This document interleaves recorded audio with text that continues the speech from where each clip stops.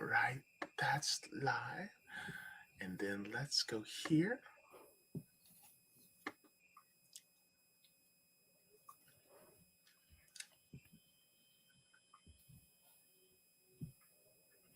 All right. All right, you ready, Sabs?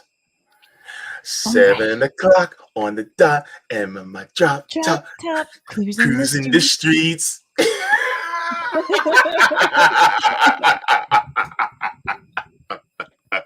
Since we're talking about music, Yep.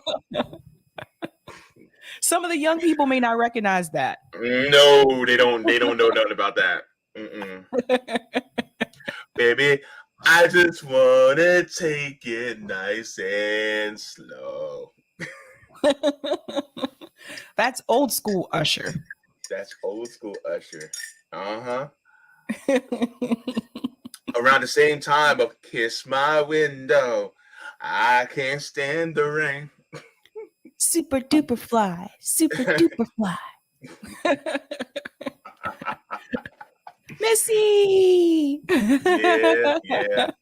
I don't know. Something about Missy Elliott. She just seemed like so cool. Like, Mhm. kind of like I can see myself like hanging out with her. Maybe that's the parasocial relationship, but I can see myself just like chilling out and hanging out with her. She's what Wendy Williams would call a friend in your head. Like Wendy Williams used to Yes. say that so and so would be. She's a friend in my head. Oh, wait a minute. Who? That's a good question.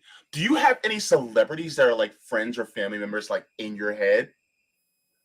In my I head. do. I do. You go first. Okay. I don't know what it is. And not because she's a billionaire, but take the billionaire status out of it. But whenever I hear Oprah Winfrey or I think of Oprah Winfrey, I think of my mother. Weird, right? Hmm. And then it's like my mom is kind of like Oprah Winfrey, except for the exploitation and the billionaire status. And then whenever I see or I listen to Stevie Wonder, I think about my uncle. I can see that. I can see that. I Yeah. think a friend in my head would be probably Kiki Palmer. Kiki Palmer's so cool, right? Right? I could see us like, you know what I mean? Like if we knew each other in person, like I could see us being like friends. Like that would be like a friend in my head. Cause she's like, if you follow her on Twitter too, like she's pretty based. So Yeah. that's probably who I'd say I could see being a friend in my head. Yeah. Yeah, yeah. I see her as just one of the people who you can just chill with.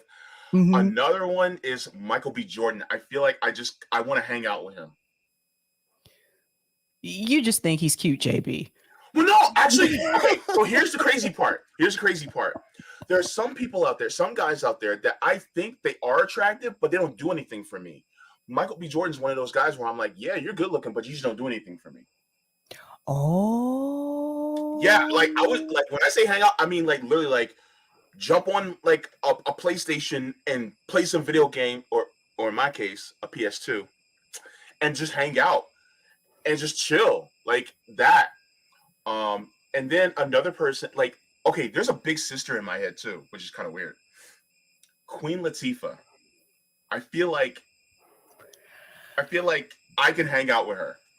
I can see that. I just do. I can see that. Yeah. She just seems really real, just like down to Yeah, earth and chill. Yeah. yeah. So that's just something. Anybody else that you were thinking about? Well, they're not really a celebrity, but I do agree with you when you say like Kimberly is like Auntie Margaret. I could so see that. I could so see that. Yeah, yeah, yeah. There's certain people who I'm just like, yo, like I want to hang out in real life. Like Misty, I want to hang out with Misty in real life. Like she'd be like super fun to hang out with. Um, and then of course the whole RABN crew, but that goes without saying. But I just feel like people like Danny Haifong would be really cool to hang out with. Um, Yeah. Indian Reef. Indian Reef would be pretty cool to hang out with too. Oh, they would probably be a blast, JB. They would be a blast. They will be a blast. Because they're a trip. Mm-hmm. Yeah. And so yeah, so there's a few people who, I feel like in my head, I feel like we would like at the cookout, we would sit at the same table. Right. Anyway, welcome to the Sabby and Jaybe show. Good to see all of you here today joining us.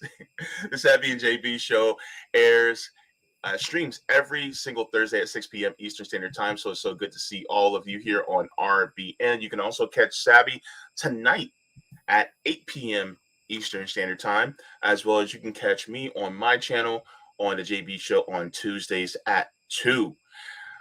And if you guys have not yet, please make sure to give a like. And to all the patrons on Patreon, thank you for your support. Without you guys, we would never be able to do this without you. And then I mentioned like the stream because the YouTube algorithm doesn't like us. So, my friend, my sister, I'm going to go over to some of the chat, but because this is going to be kind of a lengthy video because we have to react to this, I want to make sure we do this kind of quick. So I'm going to go kind of quick over to the chat just to say hello. But first off, the Tory Lee is in the chat. Good to see you, the Tory. All right. Non-complete says cultural appropriation is liberal idealism. Ooh. Standing Alone says this will be interesting. I'm curious to hear the thoughts on the subject, as it's something I've never thought about. The one thing I lament about music is just how rare radical political art exists. That is also very interesting. Joe OWS says, I wonder if anyone ever told Frank Sinatra that he could not sing jazz because it was not a part of his culture. Music is an art and an art form of expression. Art can change the world. Thank you so very much for that. Oh man. Yeah. Old man Barker says, stand alone. Real music doesn't usually make it through. All right. Leroy's in the chat. Right. Y'all out here with the bops. Yes. Remember Bop It? Yep. Waddy says, hey, everybody. All right. Who else is in the chat? Ninter4 says, just another day living in the hood. Just another day around the way. All right. Jen Mom says, hey, people. Good to see you. Roman Smith, good to see you. Hello. All right. We have Khan says, I love both of you. Only have a few minutes to listen. Oh, okay. Well, good to have you anyway. All right. We have Yumeno says, yeah, my mom tells me Gronkowski is my new dad. Who's Gronkowski? Who's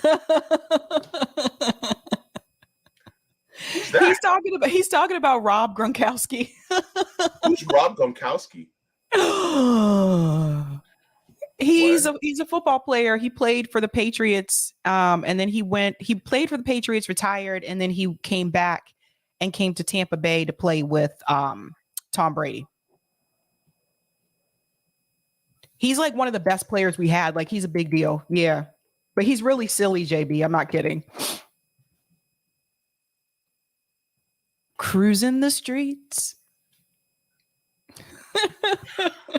I don't know a thing about sports, Sabby. You just...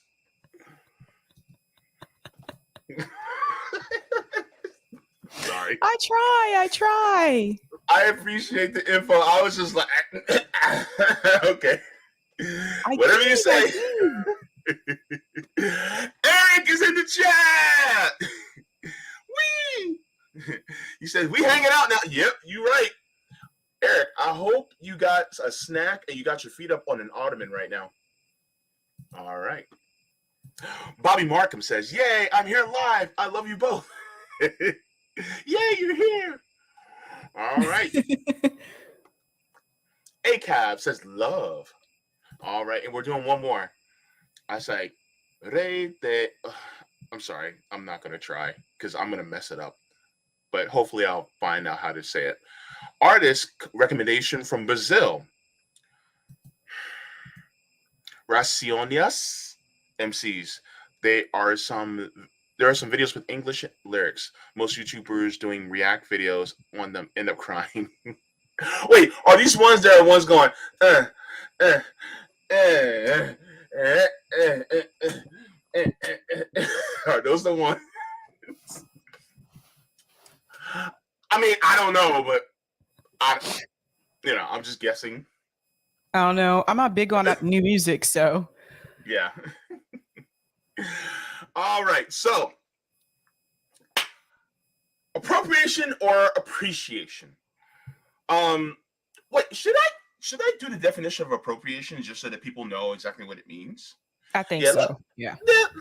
Yeah, you're right. Let me get there. All right. So,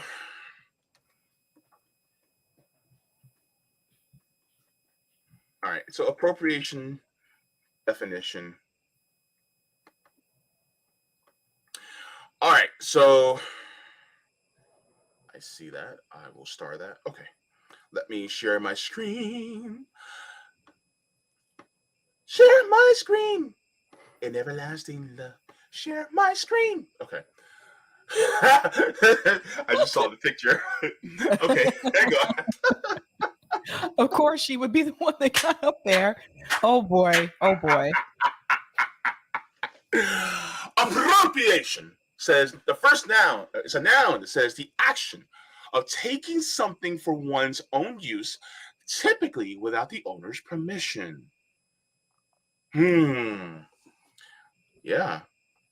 I wonder what the synonym for it is. Is there any synonyms? I It don't know, doesn't but if show. you go to where it says 4 types of cultural appropriation, yeah, what Oh, are the 4 type? Yeah. okay. Okay.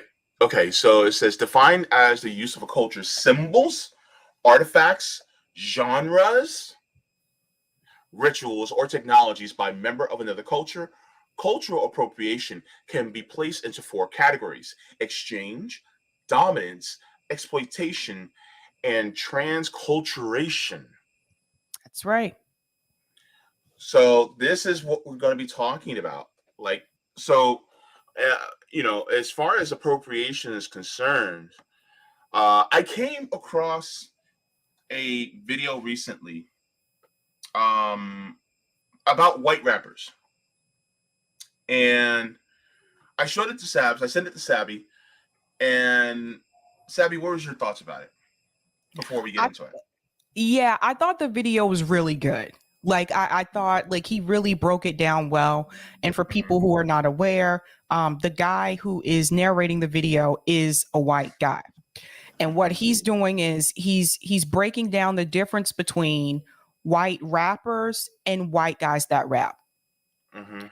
And there is a difference. And so JB and I talked about this earlier, and we're going to break this up into the difference between appropriation and appreciation. And we're going to use some examples here and there, but it's a really Mhm. good video. And Yeah. I don't know. I just thought he did a really good job with explaining the difference between the two, especially when you apply to artists that we know today, you know? Yeah. Yeah, that's very true. And I actually really want to get into this because before I do that, I just want to make sure I get to the super chat because I don't want to miss this one because it's our first one. Tiberius, thank you so much for the super chat. Says Sabby reminds me of a real life Miss Frizzle. Kudos to those who get the reference. I do. Single fire, please. Time for that JB and Sabby goodness. Let's do. Yes, yes, Tiberius. It's good. Good. Miss Frizzle, that's a good one. Oh man. Oh boy. Now I gotta get the theme song. Man, don't get me started.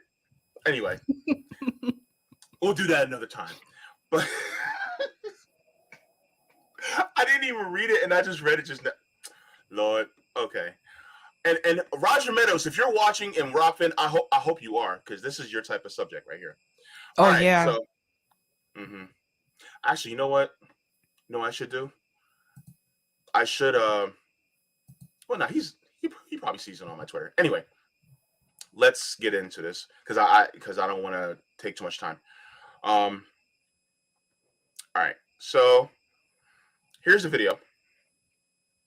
It's called "The Problem with White Rappers." Now I went a little bit ahead because Eminem was rapping a little bit in the beginning, so I went a little bit ahead. So that's why I'm a few seconds ahead. But needless to say, let's go.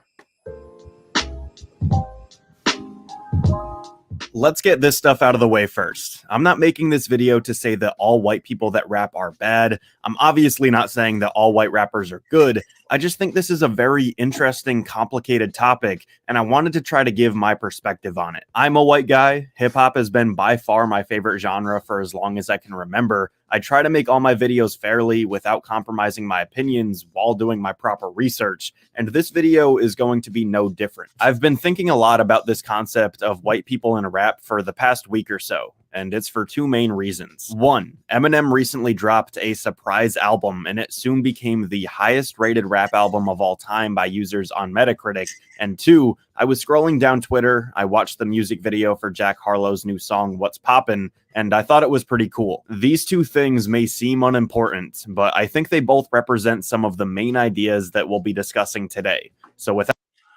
The first thing he said that I was like, the highest rated album of all time?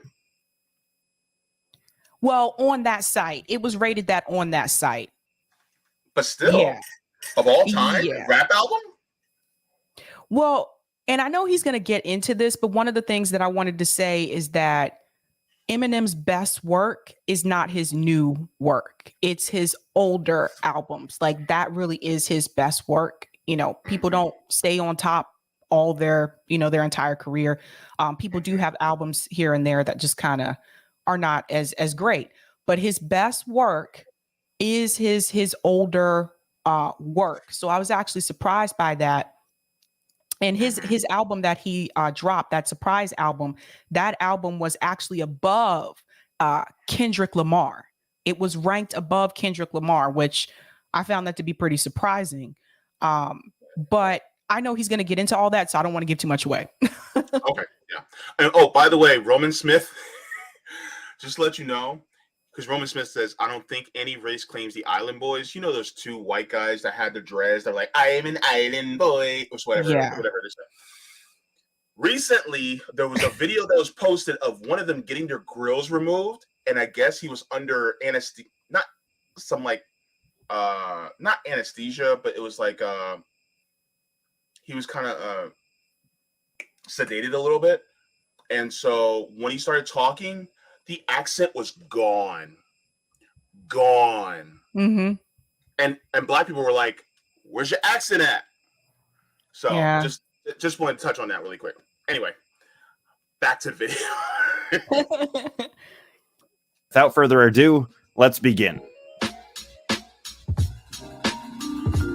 I've listened to Jack Harlow before. I've seen some of the buzz surrounding him. I got plenty of recommendations to check out his 2019 album Confetti. However, I was never too interested in his stuff. But when his new song and music video appeared on my timeline, I started doing these weird mental gymnastics to try and justify why I was enjoying it. Maybe I didn't like Jack, maybe I saw the Lyrical Lemonade logo and it reminded me of better songs. Or maybe I didn't like Jack, I heard a fun beat and wasn't paying attention to anything else. But no, neither of those were the case. I liked Jack and I liked the song. He's charming, he had some funny lines mixed in with a couple of bars that have some meaning behind them too. His flows were solid, and he was doing a nice job riding the line between goofy and serious that seems to be growing more and more popular lately. So then once I accepted that I liked What's Poppin', I got annoyed with the fact that a second ago I was actively trying to find a reason to dislike this guy, and it's purely because he's white and he's rapping.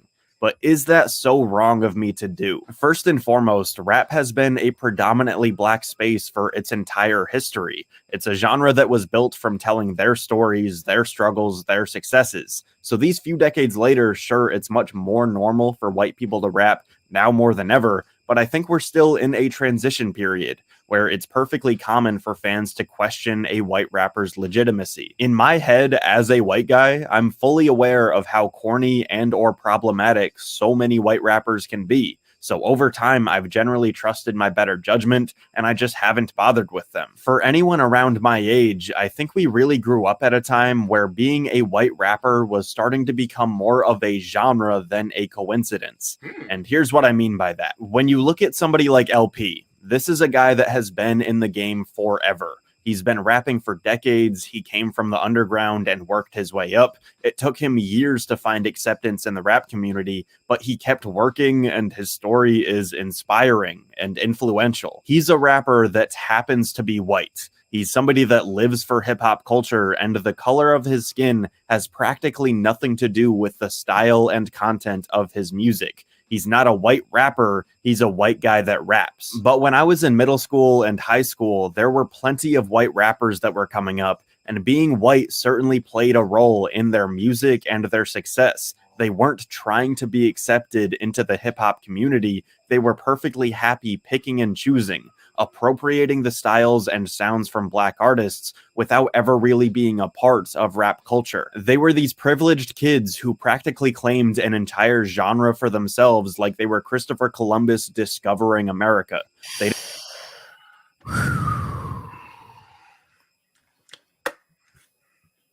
So I have to say, so LP, for those who are not aware, he is a part of Run the Jewels with Killer Mike, right? There's a big difference between him and someone like Jack Harlow. You can tell the difference. LP is someone who's actually, he's a part of the hip hop culture. And you can see that. Whereas with Jack Harlow, he's not a part of the, it's like, it kind of reminds me, and I hate to use this example, JB, but it reminds me of Vanilla Ice. Vanilla Ice was one of those people. Yeah. And I don't know everyone's age group in the chat, but Vanilla Ice was one of those rappers where he lied about his background and he got busted, like lying about his background. So Vanilla Ice, he created a fake biography and told people that he grew up in the hood. Later on, people found out not only did he not grow up in the hood, but Vanilla Ice's family actually had money. So Vanilla Ice, what he was trying to do, he was appropriating black culture. You can see the difference. You have to go back and like watch the videos, but he was just trying to appropriate that culture. And so I think that's the difference is like, it's one thing when you're actually a part of the culture and the community and you're rapping. And it's another thing when it's like a lot of these new guys today, like Jack Harlow and them, these are kids, they're from the suburbs. They don't really, they don't know what hip hop is really about. They're not a part of the culture. And some of them don't even know the history of hip hop. So if you know the history of hip hop, then you understand why it is the way that it is. So for example, hip hop started in the Bronx and it was about the struggle. So it was artists like Grandmaster Flash who talked about, you know, don't push me because I'm close to the edge. Like talked about what it was like growing up in poverty, what it was like being hassled by the police, what it was like being black living in poverty. So the difference between someone like a Jack Harlow and an Eminem, even though Eminem, he's turned kind of libby and he pisses me off. He used to be a little bit more radical. Eminem actually grew up in the struggle. So when Eminem raps about 8 Mile, when he raps about not knowing if he was going to eat, you feel it because you know he's actually talking about his experience. He's talking about what it was like growing up in poverty, what it was like growing up with a mom that was not there for you and growing up like in a trailer park. That's the difference. And the other difference is Eminem actually understands that he got to where he is because he is a white rapper. He acknowledges that. He acknowledges that in his music. So it's just, there's a big difference there. And I think the boys that grow up in like the suburban communities and they come up with the songs and they try to act like they're down and be like, yo, yo, yo, and stuff like that. Like you can see the difference. That's appropriation. Yeah. Because when they go back to their suburban community, all that comes off. Oh, yeah. Or when the police show up. That's right. Yeah, that's the thing. Yeah, and so that's a really good point. I'm gonna keep going. Is that okay? Keep All right. going. All right. Keep giving. All right. Oh, wait a minute. Hold up. We got. I want to make sure I get to Roger real quick. I knew it was coming. I knew it was coming. I'm just gonna read it because I already have this screen being shared. Roger says it's always important for whites to know they are a guest in the culture and that they must show respect. I always felt this respect from Beastie Boys, Third Base, and M. Yep. But let me tell you guys, MC Search and was one of the nastiest MCs on the mic. I never actually heard his freestyle at the Latin Quarter or Union Square back in the 80s, but I heard it was fierce. Okay. Thanks for that, Roger. Can I just read this part really quick? Sure. Rosanna said, but Eminem worked hard to make himself really, really amazing and still does till this day. And I'm not taking that from him. But when you compare him to other Black people just as good, he has more. Yeah, Eminem is incredibly talented, incredibly talented, and deserves like the credit that he gets. But you have to ask yourself, if Eminem was Black, would he still have that same appeal to suburban white kids? You see what I mean? Would he still be able to capture that? Because I remember when Eminem came out and like, I'll be honest with you, like a lot of my white friends were like, somebody for us. They were like, this is our moment. You know what I mean? So it's like, he's always been able to maintain that audience regardless what album that he puts out. So there is a difference there. And a lot of those underground, or not underground, but the older rappers that Roger mentioned, like Third Base and like Beastie Boys and stuff like that, they were very talented too. But they unfortunately, well, actually Beastie Boys did really well. Third Base, though, unfortunately, I think they came about during a time when it was not as popular to see white rappers. So yeah, and Vanilla Ice kind of ruined it for some of them too. Yes, he did. He ruined it for a lot of people because that's what people would point to and be like, oh, or is this another Vanilla Ice? Yeah. Yeah. So it's just like, But let's go. All right. They didn't care about the roots of the music that they were playing. They took the sound and made it about themselves. That's how we got these frat boy rappers like Sammy Adams, Chris Webby, and Mike Stud. Guys that weren't making rap music because they love rap music. Who are these guys? Who? I'm sorry. I have no idea who these guys are. So I know of Sam Adams because he's from Boston and I'm here. So I've heard of him, but only because he's local. Like he's a local person. But they're not that good. Like if you cannot, okay, they cannot hold a candle to Eminem. They can't. It's not the same. It's just like people in the chat are like, never seen these kids. I'm like, who are these kids? Like, I want to be like, young man, are you lost?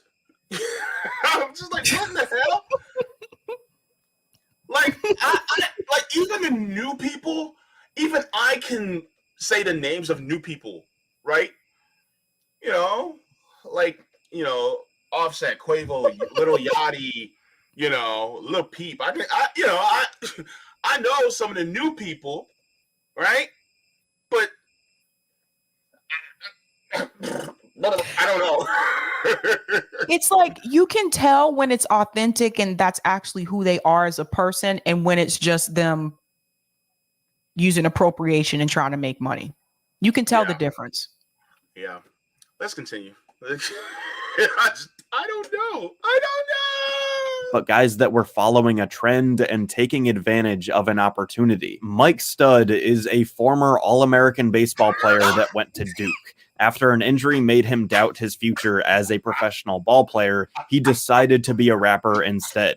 Throughout his career, he pretty much went from frat boy rapper to a super boring, super uninteresting rap/R&B guy. This is a man whose music, in my opinion at least, has no redeemable value whatsoever, yet he's been relatively successful, and he even has his own reality show on the Esquire network called This Is Mike Stud. It's him touring, fawning over hot girls, drinking a lot, and so on.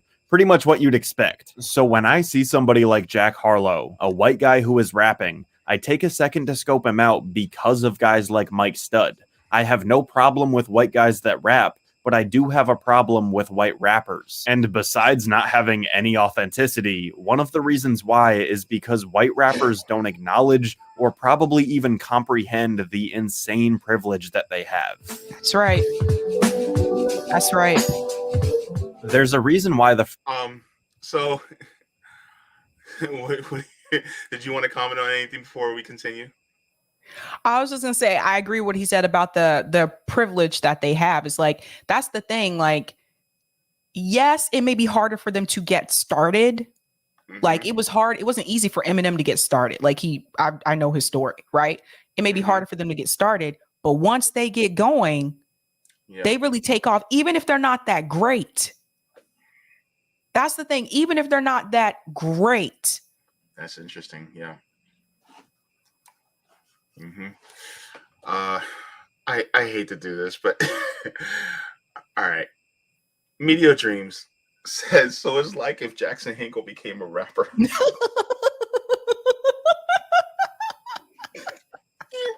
Dreams. Time out. Time out. You.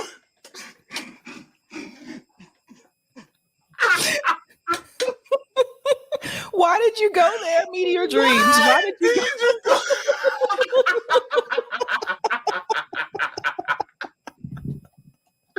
Sabby, I told you this subject would be a great idea.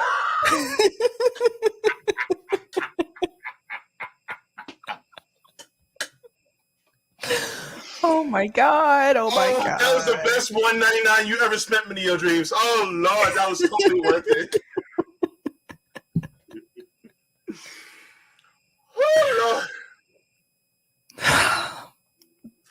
Oh, wow. Oh, wait.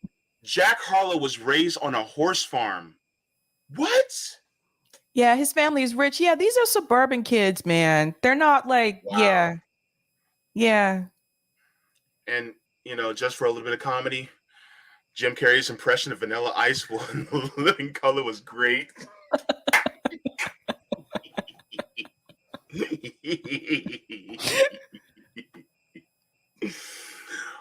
Okay.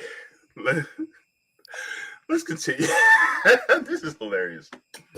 There's a reason why the frat rap rappers that I mentioned before had some decent success, and it's for one simple reason. White people love supporting white rappers. There is no denying this whatsoever, and hey, angry commenter, there's a solid chance that your favorite white people in rap have admitted this. One of the most interesting cases for white people in rap was that of Mac Miller. You're not going to hear me say a single negative thing about adult grown-up Mac. I loved him, and I cry watching his Tiny Desk like once a month. But young, on-the-rise Mac definitely leaned into white rap as a genre, and he eventually realized how messed up that concept is later in life. In a 2015 article for The Fader, Mac and Vince Staples had a conversation about white people in rap. As soon as they started talking, they both agreed that white people support white rappers in a very obvious, dramatic way. Then Mac said that a similar thing happens when a white guy is on an NBA team, and that is an incredible point. Vince eventually makes the distinction between white people that rap and white rappers, which we discussed before, and then Mac makes the big point that I'm trying to get across right now. It's funny because when Blue Slide Park happened, there was a surge of all these kids, and we were able to sell 10,000 units on iTunes just out of nowhere. I remember touring and doing shows, and I was the first rap show ever in all these colleges. 6,000 kids, and I'm the first hip-hop show because I'm white college friendly. That was always a demon for me. It was hard to sit here and know that because I was a white dude, I was able to sell easier and be more marketable. That wasn't tight to me. I wanted to go through the same shit that everyone else did. So when... Hold up. Sabs, please comment on this. Well, as someone who worked in the university system for over a decade, that's 100% true. When white rappers do come to those universities, they sell out like that, like very, very quickly. I mean, it's usually the white like students that are coming out to support them. They support their base, like they support them. It's it's nice that Mac Miller had realized this, like came to that realization. But I want to point to someone mentioned this in the chat and almost forgot about him. Bubba Sparks is another example. Like Bubba Sparks, somebody said, what the hell is country rap? Yeah, he was kind of like country rap. So Bubba Sparks is a perfect example of somebody who you kind of thought was down and appreciated hip hop culture. But if you look at Bubba Sparks today, now he's just like he just took it all off. And now, like, he went from saying he was a country boy from Georgia, like rapping and all that stuff, and he sang the Miss Booty song. So the song like Miss New Booty, that was Bubba Sparks, right? Yeah, I know that song. That was him. Google what Bubba Sparks looks like today. He took all of that off, and now he wears like collar shirt and khakis. He did, but see, that's the thing. It's like, how do you know who's real and who's real about it and in for it? And the ones that are just like, okay, I'm gonna do this, and then I don't feel like I don't really want to be a part of hip hop anymore or hip hop culture anymore, so I'm just gonna go ahead and take it off. And that's the big difference. And Apollo's Creed just said the same thing. Wait, I'm sorry, I accidentally Paul Wall, Apollo Creed said Kid Rock did the same thing. Exactly. Kid Rock was another one who, again, was from the suburbs. He hung out in the projects. For people who don't know, he used to go hang out in the projects and do like mixtapes and stuff with people. But he was from the suburbs. So when he tell people, yeah, I'm from Detroit, his dad said in an interview, like, he's from the suburbs. In Michigan. And when Kid Rock was ready to take it off, he took it off. Yeah. Fred Durst. Who hears from him anymore? Yeah.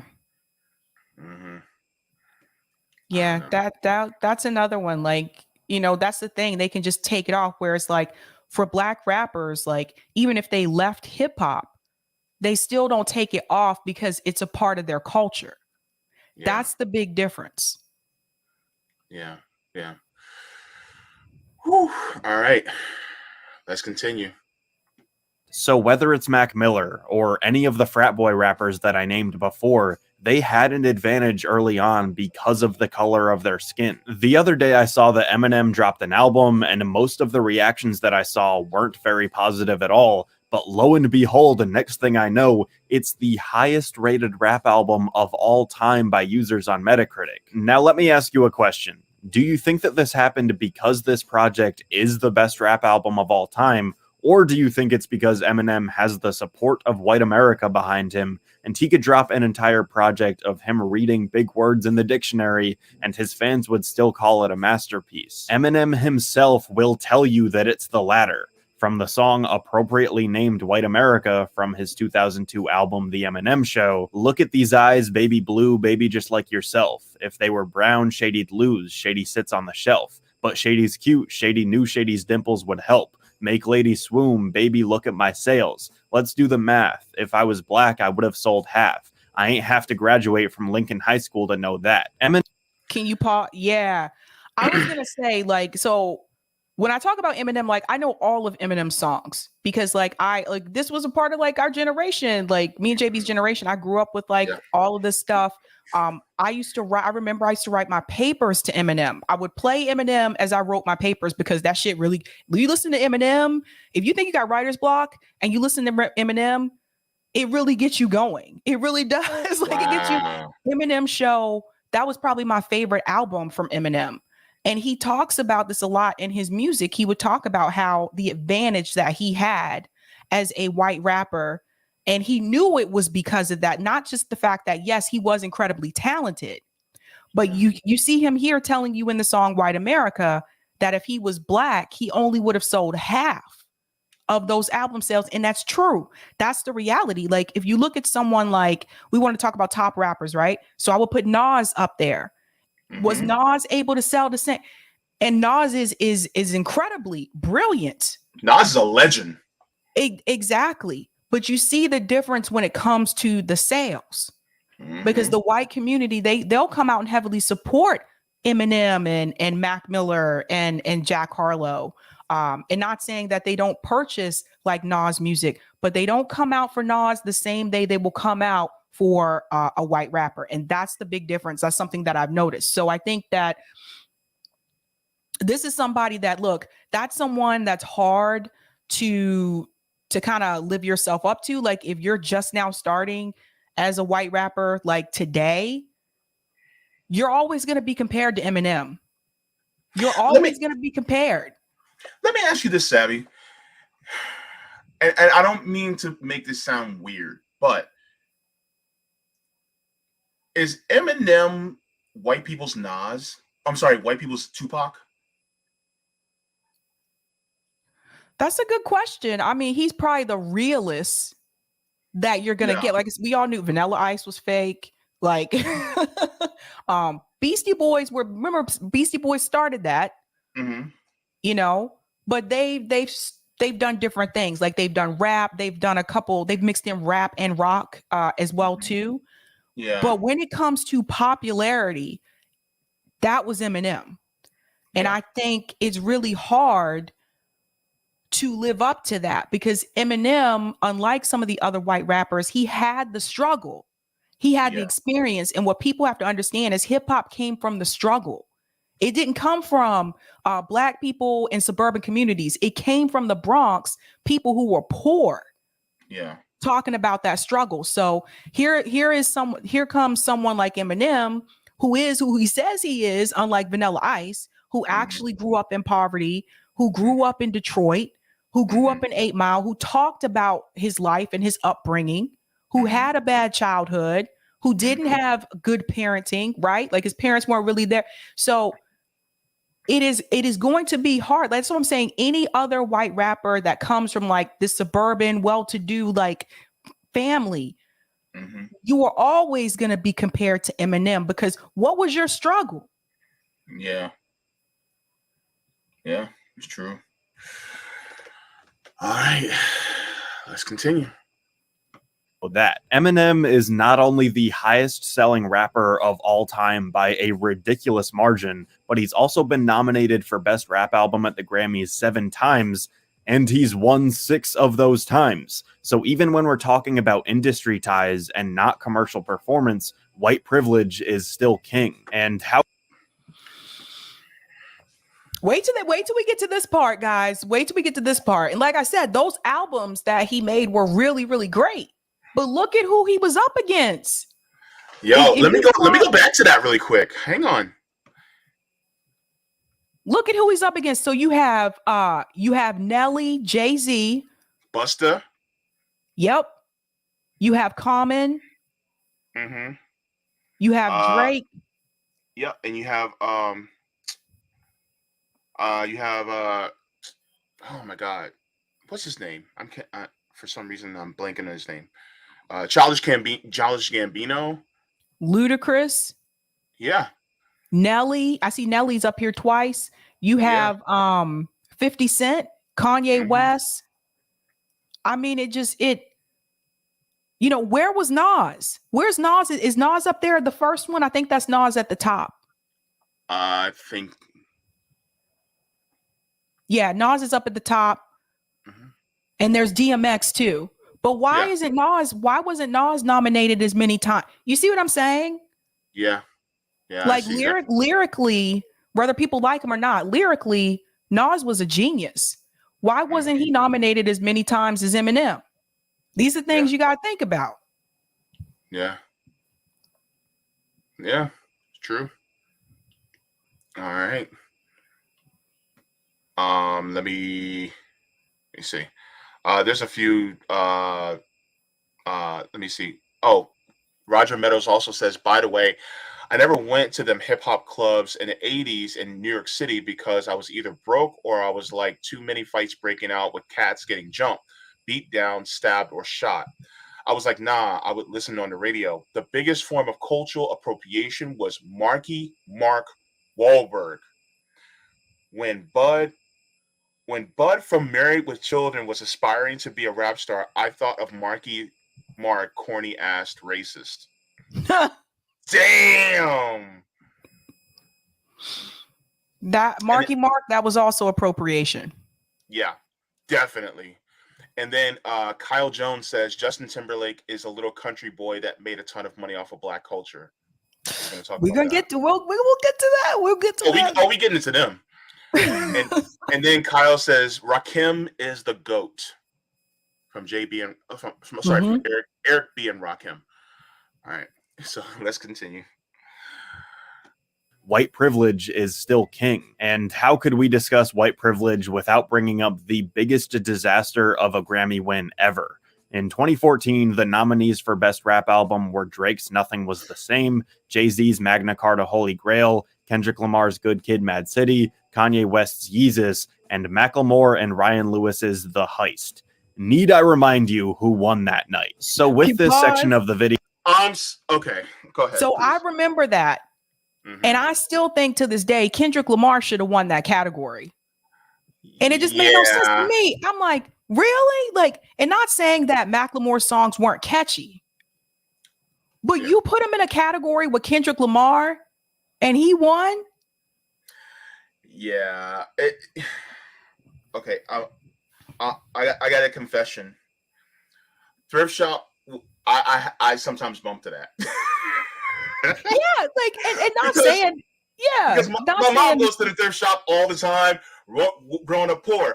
But at the same time, as far as being a lyricist is concerned, Macklemore? And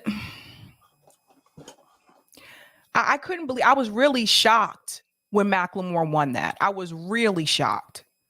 Wow. Woo, boy. I'm gonna pop some tags. Only got $20 in my pocket. Sorry. Let me start. Let me stop. But you know what that's about? You know what that song is really about? That song is really about like a lot of the gentrified, the kids that come and gentrify the communities. It's about those people who go to thrift shops because they think it's cool. Not because they're not going to thrift shops because they don't have any money and they're poor. They're going there because they think it's cool and trendy, and then they can go brag and say, "Oh yeah, I got this at the Goodwill. Oh, yeah, I got this at the thrift shop," and it's like a trendy kind of thing. And like Macklemore not poor, like you know what I mean. So it's just like when even that song came out, and then I looked up his background, I was like, "Oh, so you a gentrifier." Damn, Sabs. Now I gotta stop listening to that song. Jeez. But you don't know that. You don't know that unless you know his background. That's what I'm saying. That's like otherwise, true. you watch the video, you're like, yeah, you know, it's a cool, catchy song. But if you know his background, you're like, yeah, you was a gentrifier. That's basically use one of them kids from the suburbs. You just go to the thrift shop and brag about it and just be like, yeah, I went down to the Goodwill and I got this. Shoot. See, now it's gonna sit in the back of my mind if that song ever comes up. Now I'm gonna be like, man, I gotta turn off this gentrifier. Damn. I'm sorry, I actually kind of like that song.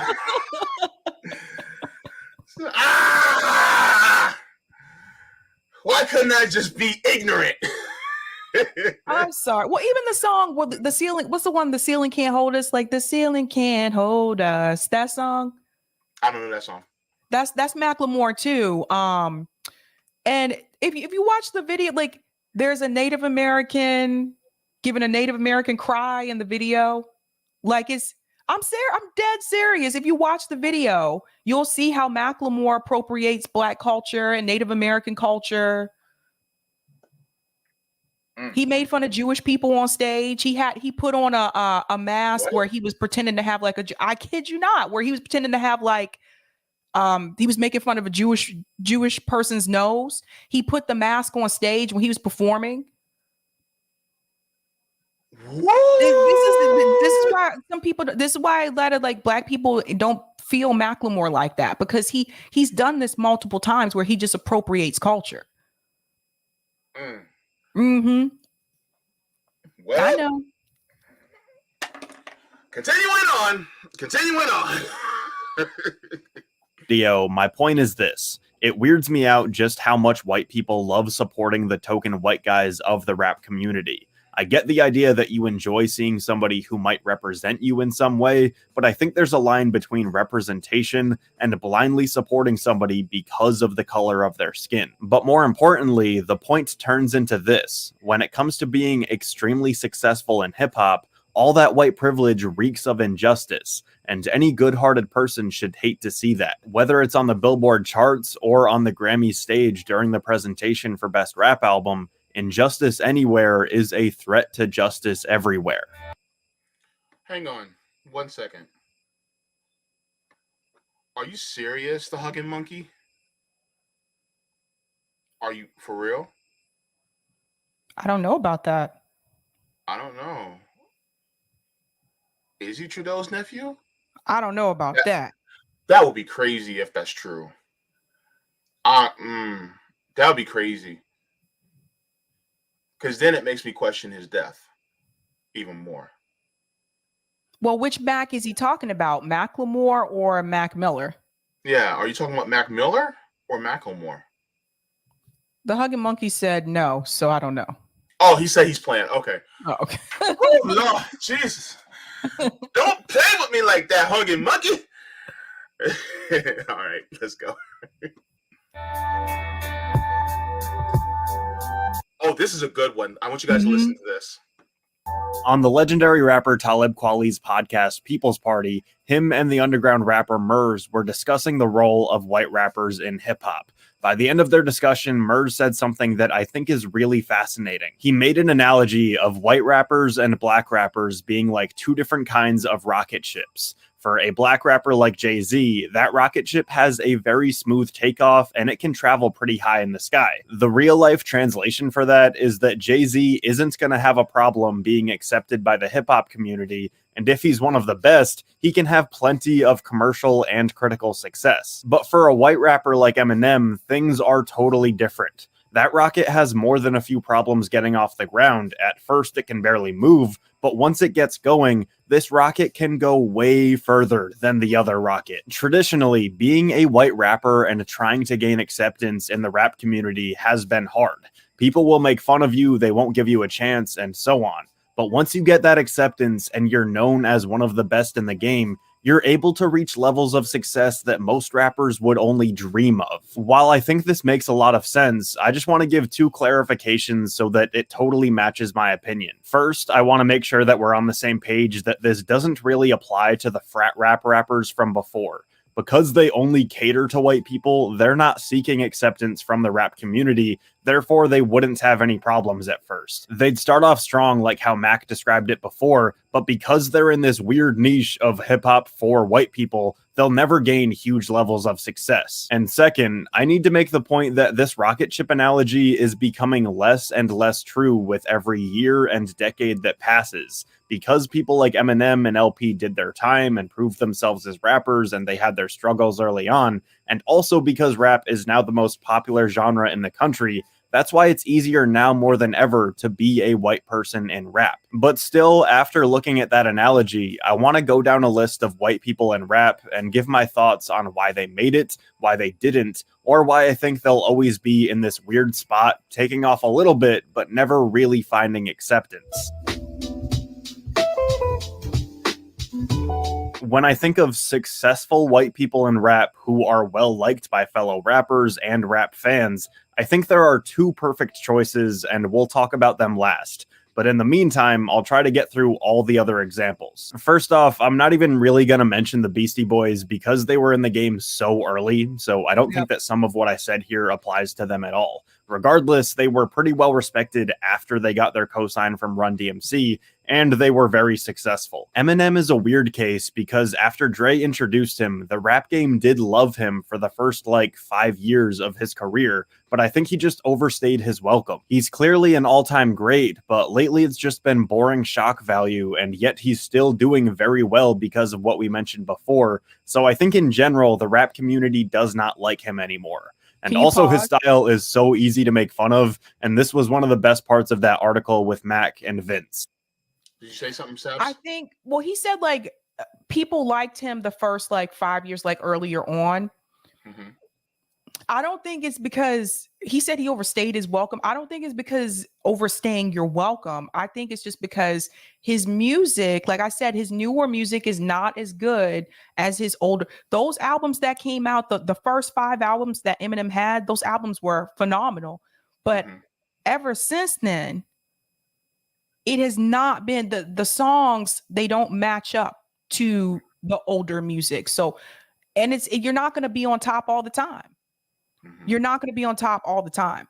But the thing is, and I say this as someone I was a huge fan of Eminem. So I know all of his songs. I know his music very well. And I can tell you, as time went on, after those first 5 albums, his music, it was not as good. Okay. All right. I know, I'm sorry, Raziel the Great, actually, I think disagrees with you. Raziel says, Eminem is still slaughtering. This dude has no clue what he's talking about with M. I disagree. Like I said, his new music is not you can't.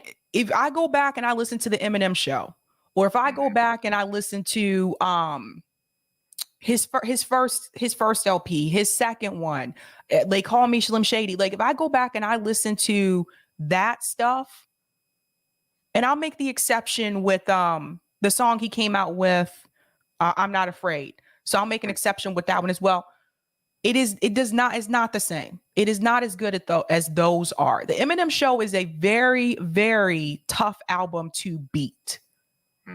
That's one of the top. So that's one of the things that you got to look at as well. Also, during that time, he also had 8 Mile came out. So he also had the soundtrack to that, where he was heavily on that as well. So I just think lyrically, it's not as good as it was before. The songs are not as good.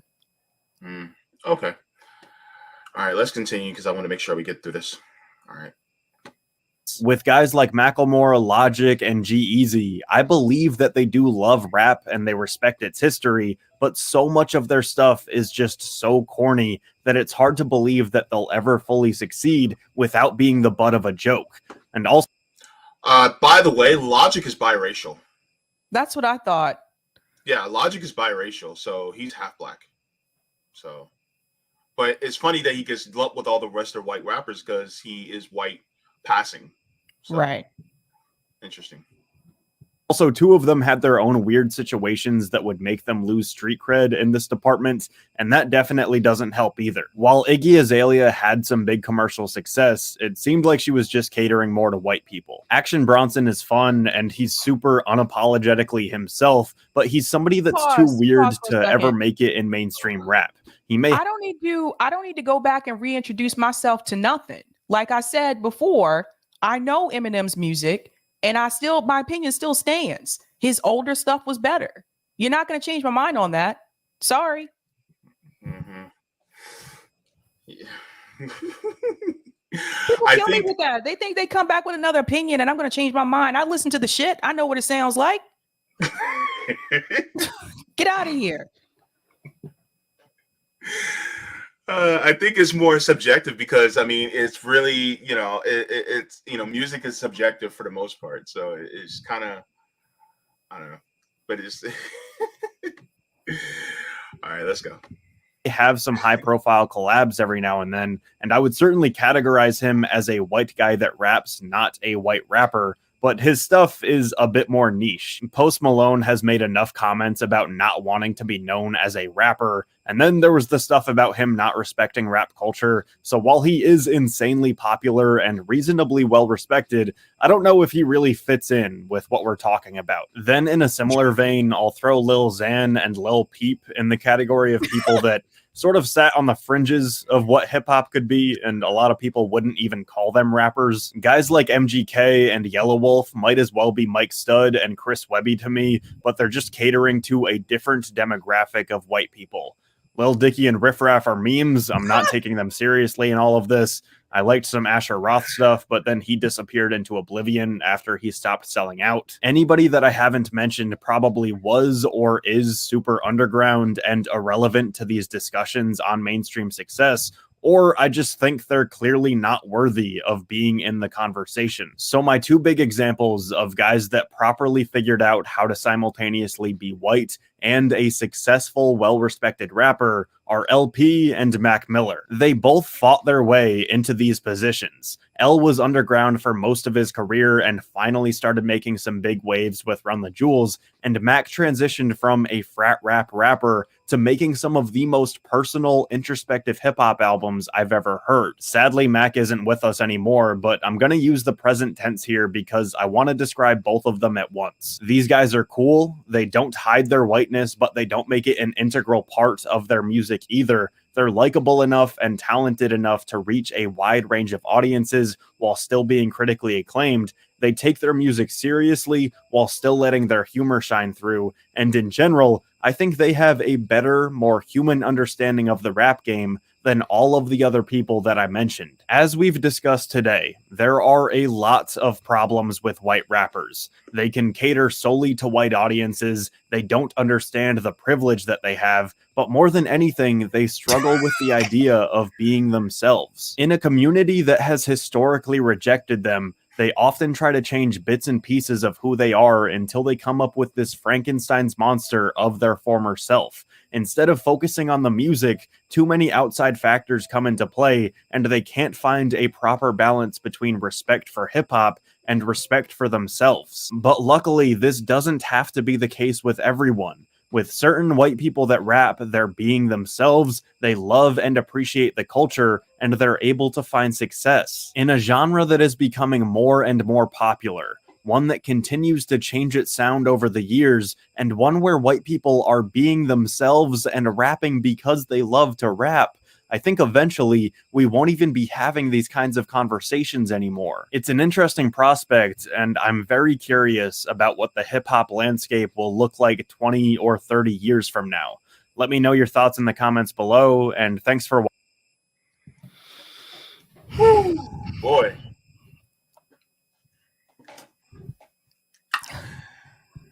I know it's a lot to unpack. It's a lot to unpack. Yeah. I think one of the biggest things that came into play is the privilege part. Mm-hmm. You know, it's like, did you struggle to have to really get to where you are? And sometimes it's like, yeah, really to get the respect that the Black community especially has for you, and the hip hop community has for you. Yeah. But then it's like the struggle to stay up there isn't as hard as it is for others of a different skin tone. Right. You know? So that's kind of what it feels like. Right. I mean, I think a big part of it, what people should take away from this is that there is a big difference between appreciation and appropriation. Yeah. And some artists have that appreciation, right? And some of them have that lived experience. Like Eminem is one of those people. He had that lived experience. He knew about the struggle. And he had an appreciation for the culture. And so was LP, who we mentioned as well. And then there were those like Vanilla Ice and Macklemore and some of the college like frat guys he was just talking about, who it's very obvious that they're just doing appropriation. That doesn't mean they don't like rap music, but do they have the necessary appreciation for the culture? And do they fully understand the history of hip hop and where it comes from and what the struggle is about? Or are they just dressing up? You see what I'm saying? So there's a difference. Like I said, Kid Rock was a rapper. Mm-hmm. At one point, when Kid Rock first came out, Kid Rock was a rapper. He talked about how he was from the trailer park. I told you his dad debunked that and said he's a lie. He grew up in the suburbs. Mm-hmm. He was a rapper. But then when one day he got tired, he took it off. Mm-hmm. And then you have, within the realm of hip hop culture, you have the singers. Justin and Justin. Timberlake and Bieber. Did also, to be mentioned, but it's not put it in the thumbnail, Gwen Stefani. I think it is widely accepted that in many cases there was some appropriation going on between Timberlake, Bieber, Gwen Stefani. There was some appropriation going on. It feels like. I'll start with Gwen Stefani, and this may not be something that people notice if they don't know about her older stuff, right? When she was with No Doubt, and when she went solo, actually. Gwen Stefani has done cultural appropriation multiple times. Multiple times. If you go watch the I'm Just a Girl video, let me see if I can pull that the image so people can just see, or maybe it's the spider webs. I'll figure it out. Gwen Stefani used to wear, remember she used to have that, she used to put a dot on her forehead. Yeah. Yeah. That's not from her. Like, it was a trendy thing for her. So there was that. She's appropriated African American culture. She's appropriated Asian culture. Like, she's done this multiple times. Yeah. He's like, you're going after Gwen, bro? No way. Sorry. You know, She did. This is the thing, and this is what people need to understand. When she did this, like when white people do appropriation, the media will call it trendy. You see, when Kim Kardashian puts her hair in cornrows, if she's on the cover of a magazine, they'll describe that as, oh, look at her trendy hairstyle. But why is it trendy when they do it? When black people we've been wearing our hair like that for years. It's not trendy when we do it. Because when we do it, then we're called like, oh, it's inappropriate, or it's too ghetto. That's what kills me. Yeah. But when they do it, it's trendy. Yep. And here's the I'm going to give you guys a perfect example of appropriation. And I'm sorry in advance, but this is a perfect example of appropriation. And this is very recent. Y'all, if y'all know, then y'all know. This is Brit Barbie.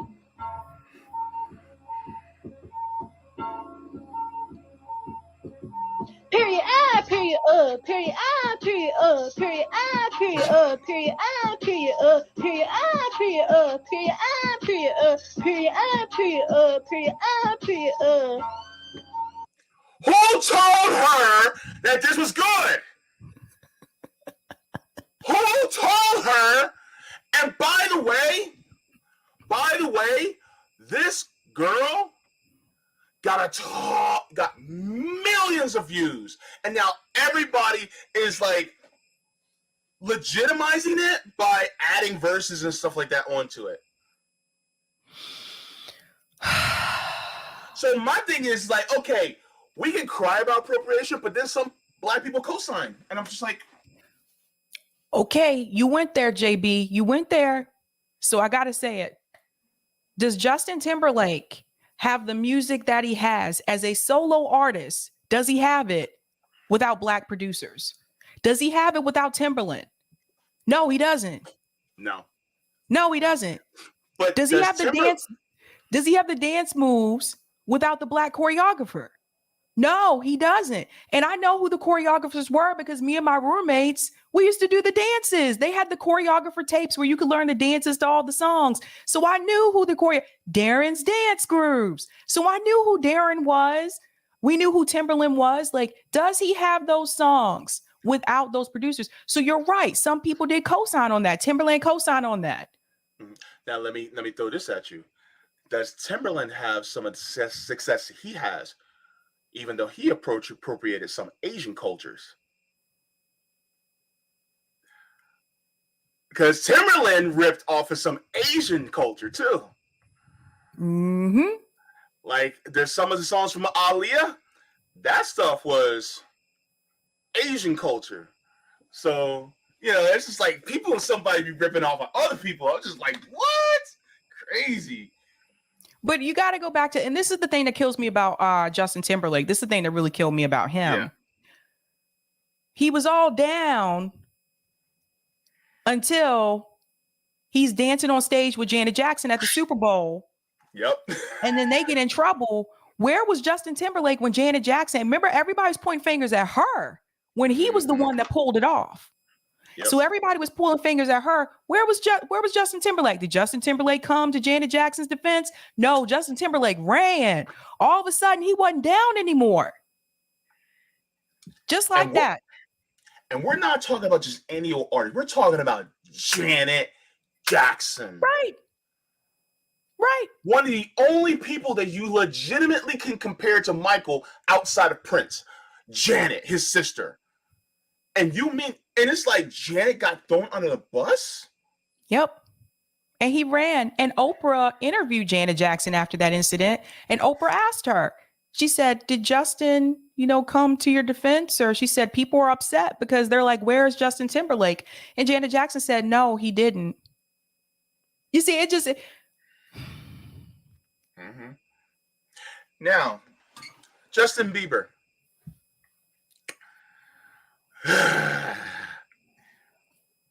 I'm telling you right now, Justin Bieber got his start because of a black artist, Usher, discovering him and then bringing him forward. And even Ludacris had a verse on this song, right? And then it's like, even though Justin is singing R&B, would Justin have the same rise if he didn't have the producers and remember how how he used to roll with like a black posse basically all the time? Yeah.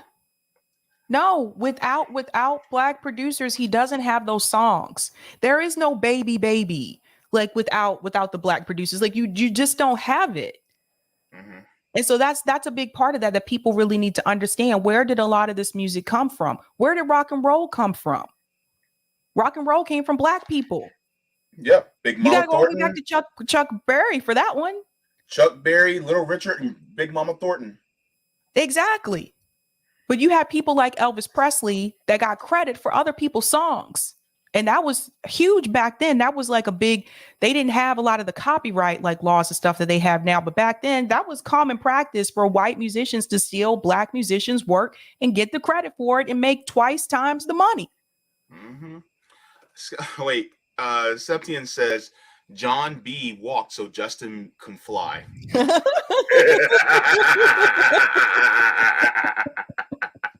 You remember John B? Yeah, I remember John B. I remember Bobby Caldwell. I don't remember Bobby. Oh my God. Guess you wonder where I've been. Oh, I know that song. Okay, I heard the song. Yeah. I came back to let you know. Got a thing for you, and I can't let go. Yeah. I'm sorry, that song slaps. Bobby Caldwell. Nah, he's cool.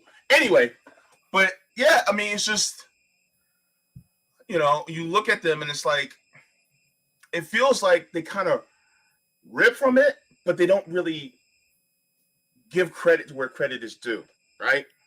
Mhm. And You don't so have New Kids on the Block without Maurice. Maurice was the same guy who found New Edition and ripped New Edition up. Let me tell you the story, guys. Maurice ripped off the Black Kids. So like New Edition was touring all across the country and they would get back home and they got a check for like $1 because he was ripping them off. So he ripped off the Black Kids. That's why even till this day, New Edition still tours because of the money that they didn't make, they should have been making when they were selling all those albums. So he ripped off the Black Kids. They were able to get out of their contract because he was screwing them over. So what does he go and do? He goes and finds a group of white guys to make a group with. And this time, he doesn't rip them off. You know why? Because their parents knew the business. Their parents read over the stuff. They were like, wait a minute, let's make sure we read over the contract and stuff. So they weren't screwed over. So without Maurice, you do not have New Kids on the Block. And I say that as someone living right here in the Boston area. So I know the history. And even I saw a video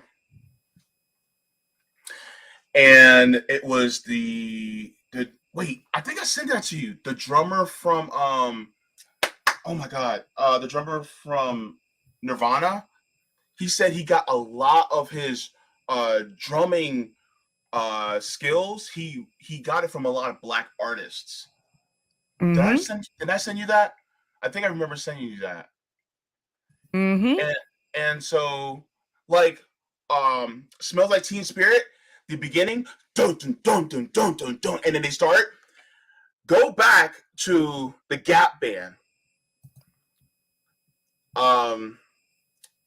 Drop a bomb on me, doom doom doom doom. That is the same thing that he got from the Gap Band, and then he put it into Nirvana song. What's his? I forgot. I'm forgetting what's his name.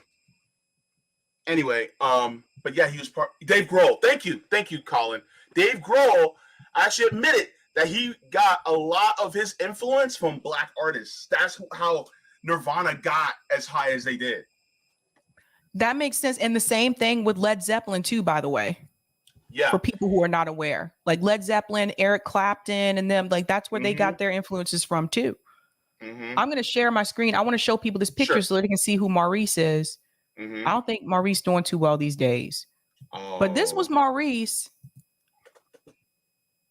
This was Maurice Starr, the Black guy right here. This the same guy who started New Edition. And he screwed, like I said, he screwed New Edition over because he knew, he's like, okay, well, New Edition, they're like Black guys from the projects. Their parents aren't going to know to read over the contract. Like he knew that.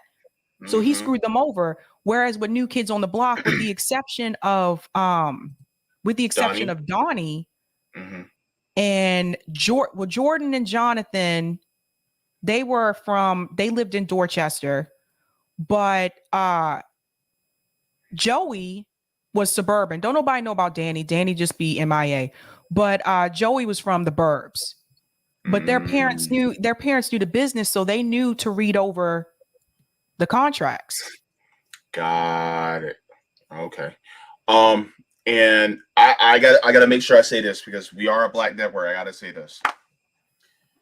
You cannot have Nirvana, Led Zeppelin, Pink Floyd.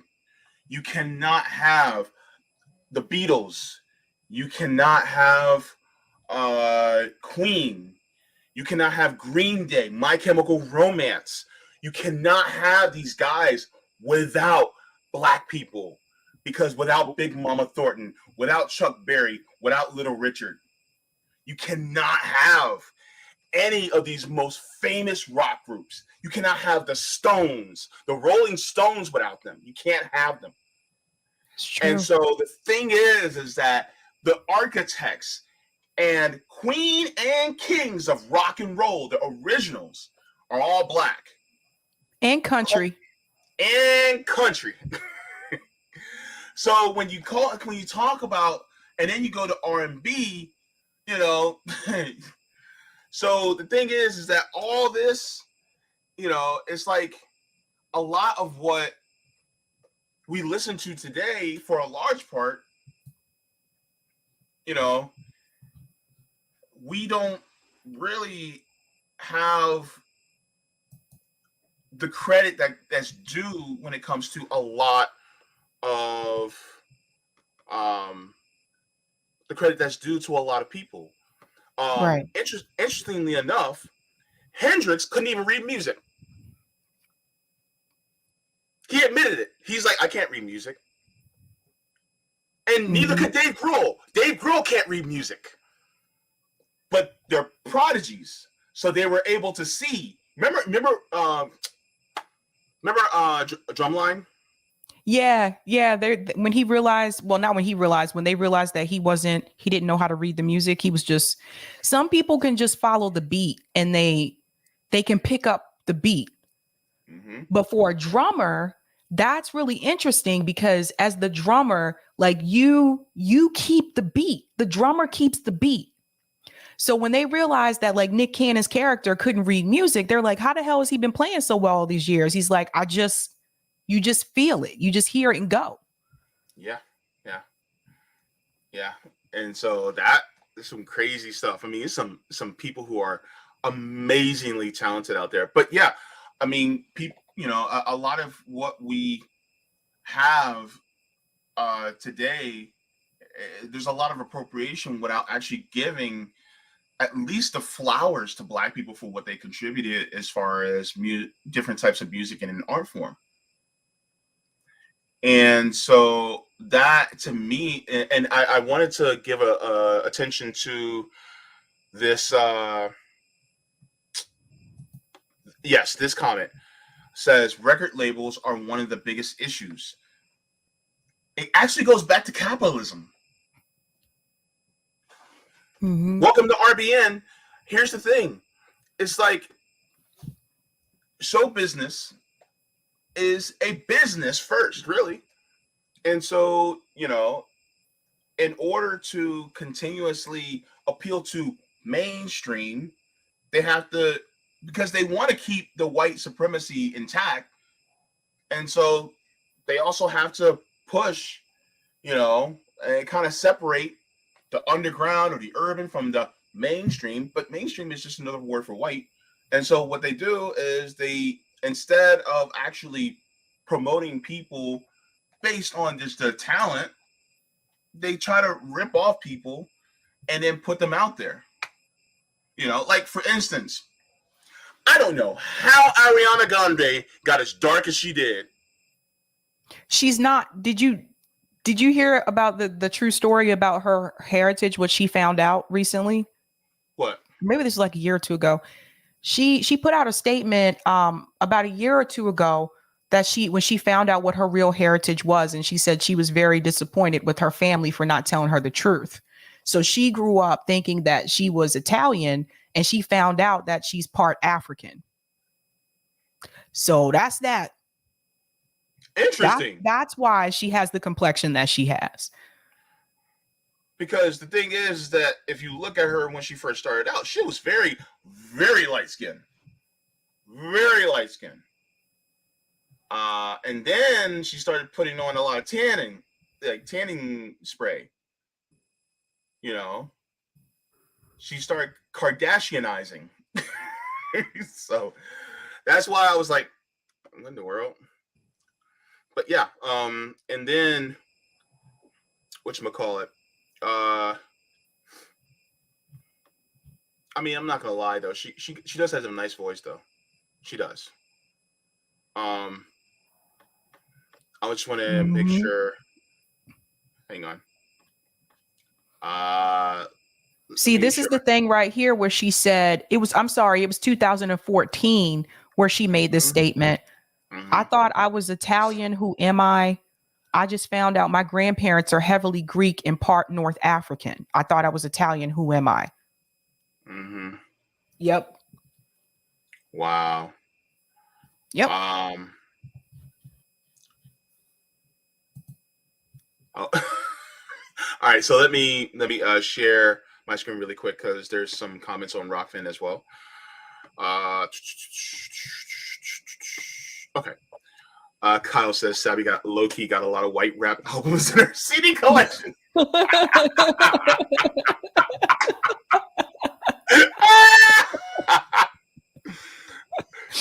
That's funny. Okay. That's Yeah. funny.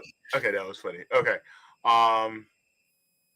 So Roger, thanks for the tip, Roger. Roger says, don't forget, Kid Rock was rocking with the Confederate flag for a minute.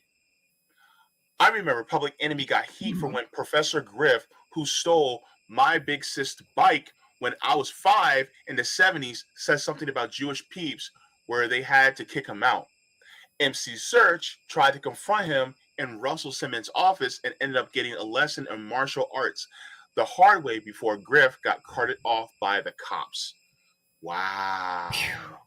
Gee.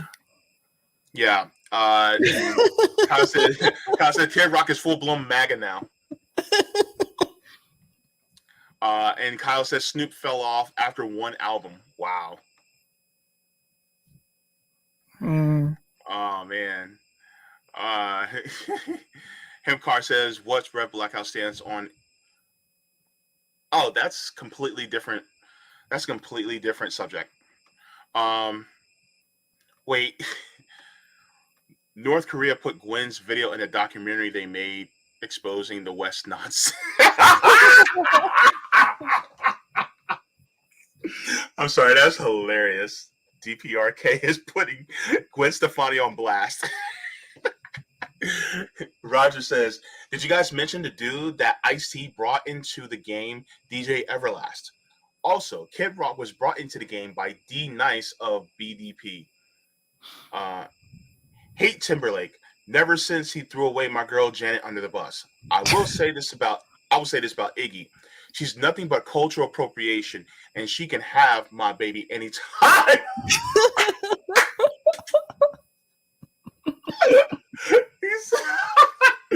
Roger said, watch out for us on an updated version of Springer coming in 9 months. Says Sab, leave my girlfriend Kim alone.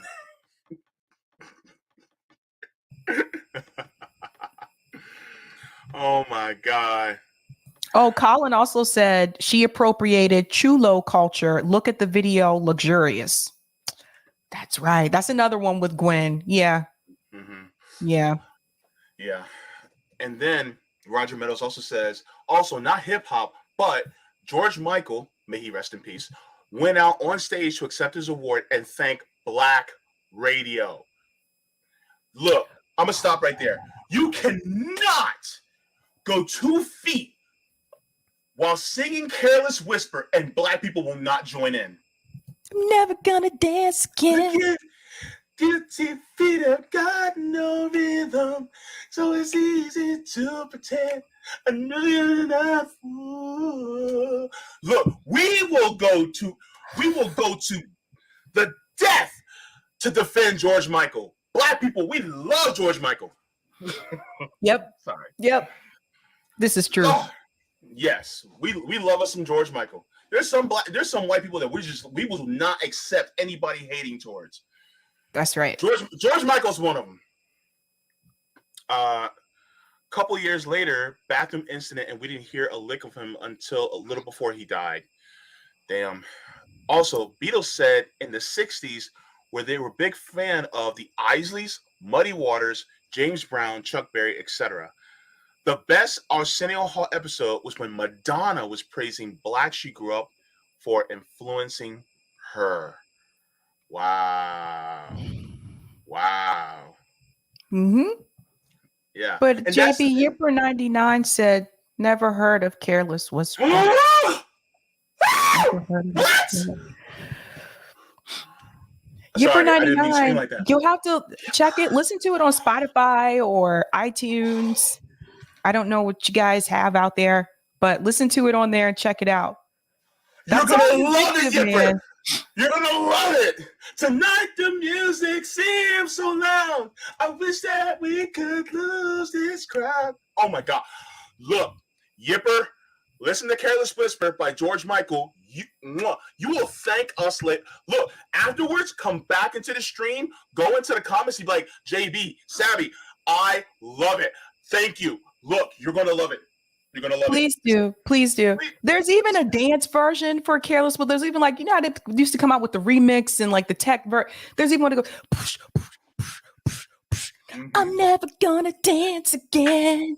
Guilty feet have got no rhythm. It's awesome. It's awesome. It's awesome. Okay. All right. So I don't want to. Oh wait. Roger says, "Love Careless, but everything she wants was better." Oh, interesting. Okay. Also, a couple of chats before I go because I really want to get this in. Loud No Sound says Eminem's hometown isn't even Detroit. Plus, one of his earliest was him being racist against a black girl that cheated on him, supposedly. That's something I never heard of. Oh, Eminem. Mhm. I gotta head out, JB, but I'll let you finish up. I think you just got another super chat. But Yeah. Roger says Soul Con. Okay, I'll see you bye, later. guys. Soul Contract. So we had the best, right? KRS-One, Cool in the Gang, G Rap, Kumo D, and the God Rakim. For the ladies out there in Light, MC Light, Lauren, Shantae, and Latifah. And then CBC Jam Rock says, "Welcome back, Sabby, the Smoke Demon." All right. Let me see. The Well Just Nerd says, "Don't forget the fight between hip hop and mainstream rap, 90s to early two. God, I can't talk. 90s to early 2000s, getting airtime as an underground MC. This white dude sounds like he's trying to cash in on white rapper guilt." Damn. Oh my gosh. Well, Just Nerd says the appropriation point don't pop like back in the day. Hip hop has crossed all cultural lines. Plus, if dudes can be women now, how can we have a conversation about culture, vulture, and music? Love you, Sabby. I don't have much to say about that one.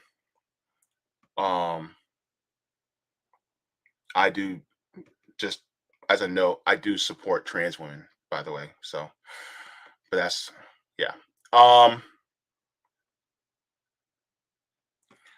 Oh, this is a good question, you Minnow. Out of curiosity, what's your opinion on non-black people appropriating black culture, i.e., K-pop? Yeah, give the credit to where credit is due. That's what I think. Give credit where credit is due first. I mean, look, I know a lot of people love BTS. My nieces are BTS fanatics, and I'm like, I appreciate that, but at the same time, what is like where's the appreciation to where you guys got that part of the culture from? You know what I mean? So yeah. Um Musadel says, great conversation. Machine Gun Kelly is another one. Yeah. Thank you so very much about that. Let me see.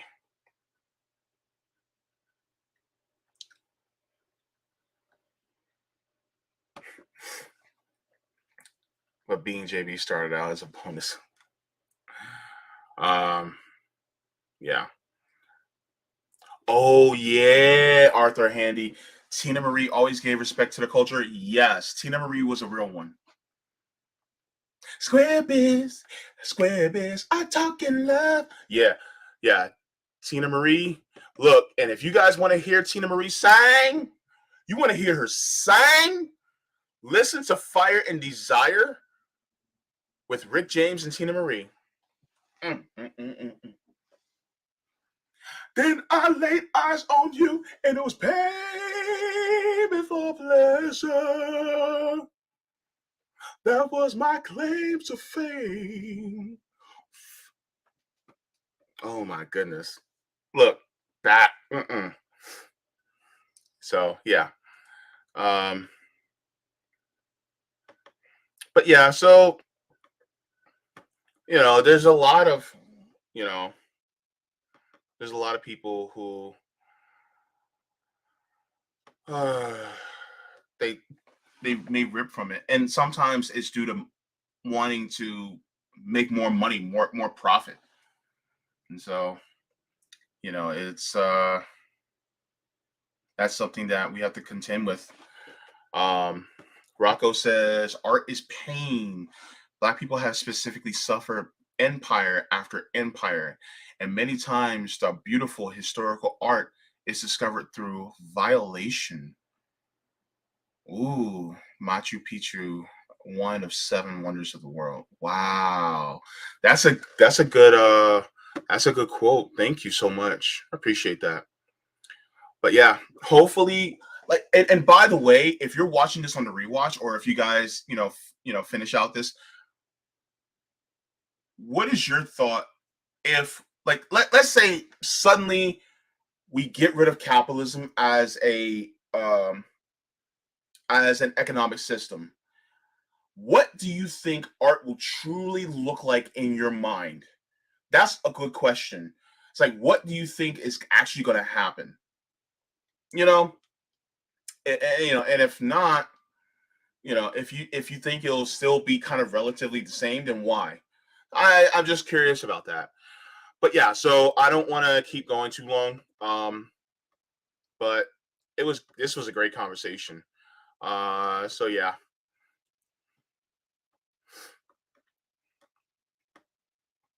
So look, on my channel, I'll be getting into Dirty Truths by Michael Parenti, as well as continuing the reading of Asada's autobiography on my channel.